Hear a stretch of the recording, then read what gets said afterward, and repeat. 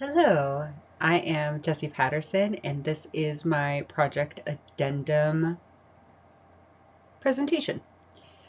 Before we go ahead and get started into it, I wanted to give just a little bit of background. I am currently an overnight stalker for a grocery store, and so I have come into the frustration of stocking the shelves and things are not in the right place or stocked incorrectly as the training that I was given, which leads to how was the day stalkers actually trained because they're doing it wrong, so that cute blame game. And so it just leads to all kinds of disorganization. So this is what led my project addendum project to be a stalker training guide. So why? Yes, on the employee side, it can be really frustrating and it does need some consistency. However, on a business side, why are we doing this? It aids in that visual shopping and it keeps inventory precise, which will lead to an increase of profits. How we're going to create it by creating a visual and physical training guide for all types of learners with that follow-up guidance. And the need ends up being the comprehensive guide to stocking shelves with consistency and efficiency. The approach, the project manager, Jessie, will head the project with co-manager, Chad. I will go ahead and hold the authority throughout the duration of the project, and Chad will be accountable for the timing of the project. The project plan is to review and perform under the approval process by the project sponsor. The project structure will be a strong matrix. That means that all leaders will report to the project manager, myself, or Chad. The project's scope is to formulate, design, and converge the stalker training that is already in place into a digital platform as well as a physical application that encourages consistency across all shifts. The milestones, which are going to correspond with the critical elements of the WBS. The project manager, Chad, and I need to be informed of any provocations that may occur. And then Chad and I, as the project managers, will communicate with the stakeholders of any of the changes that need to be made. So as an example, we've got the initial meeting of minds that is on July 9th of 2025. That includes the policies, the procedures, what needs to be added or subtracted within the training that is already in place. What are the experiences that the managers and employees have had, and what needs to be more visual and what needs to be more verbal. We're hoping to have this project complete and handed over by January 5th of 2026.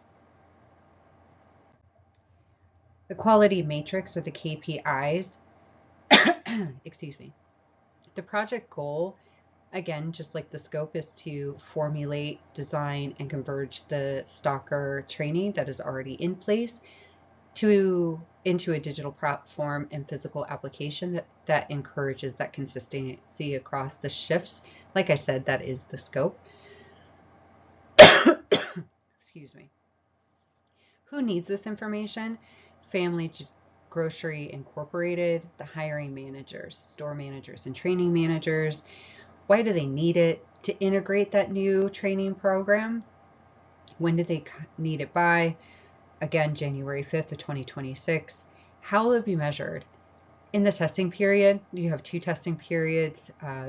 You will find what you're looking for in those testing periods. The assumptions are definitely to find the efficiency will increase, which leads to the increase of profits. That format is in person and a progress report, and that will be via email. The objectives are to discuss the inconsistency seen and experienced, define the solutions, and outline what that training, that stalker training guide could include. That's part of the scope as well for the KPI. All stakeholders need that information. And why do they need it? to put their own input into the training guide. The timing of things, the initial meeting will be on July 9th of 2025, and we should be concluded with at least the plan for it by July 14th of 2025. How will it be measured? Again, that testing period is huge on the measurements. The assumption is the same. The efficiency will increase, which leads to an increase of profits. And this will be an in-person meeting, as well as a report afterwards that will be sent via email. The deliverable is the comprehensive training guide. And the KPI for this one is the increased efficiency for increased profit. And we're hoping for 10% within that first year of increased profit.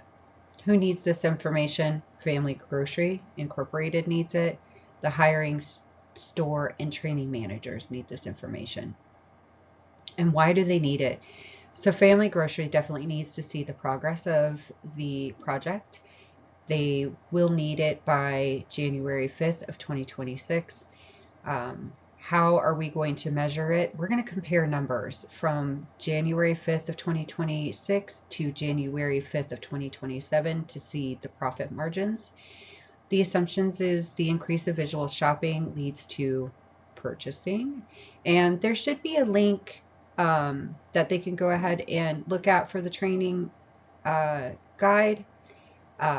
However, most of that is going to be in report form for the Family Grocery, and that will be via email for them. With the hiring managers, the store managers, and the training managers, why do they need this information? To have their own personal further training, as well as making sure that all the other training managers and store managers are held accountable for the training themselves. When do they need it by? January 5th of 2026. And again, it's that laddering system to see how it's actually measured and validated, to see, it's a progress report of everybody. And the assumptions are the consistency across the board. This will also have a link to be able to get into the training guide, as well as an emailed report.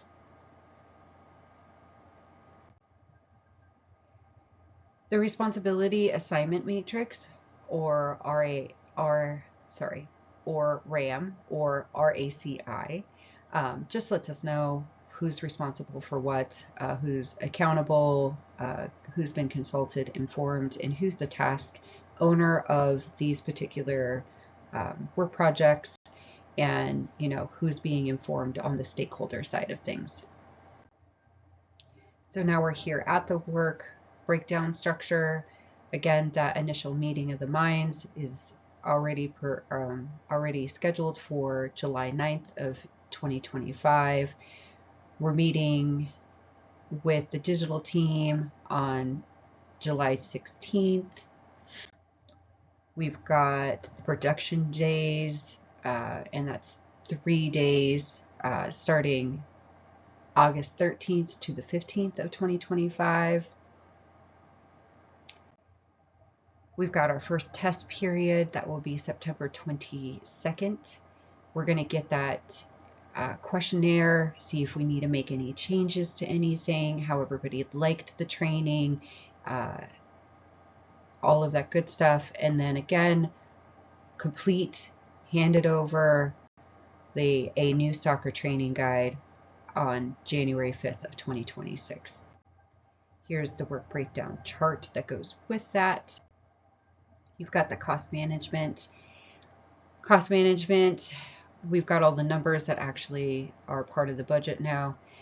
Which is cool about this particular project is a lot of the employees that are part of this are salary employees. And so with that being said, we have saved a lot of cost on the budget because of that. The only outsource that we did was that production team.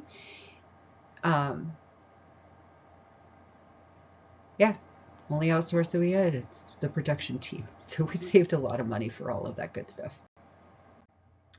So the risk management and this register, I'm just going to go over just a few of them. Like, for instance, one of the low probability and low impact is the training is too complex. So we're kind of looking at the comprehension of the material created. It's under like a performance category. It is a threat, but we're going to go ahead and accept that threat. And the root cause would be the material is too complex. Maybe we got a little bit too micromanaging on it. The triggers would be the notice from the employees, and the potential responses is the test training and on the new and current employees. Don't feel like that's a huge risk, but it does need to be considered. A high risk, so a medium to high probability impact would be the IT team's availability. That's under a technical category. It is a threat. We are going to mitigate that, and they could be working on other projects, but we're going to go ahead and make sure that we make the schedule that works for them as well as it works for us, and dial down that that's our space to be able to integrate this system back in. What I really wanted to do was go ahead and make sure that we actually had an opportunity as part of the risk management.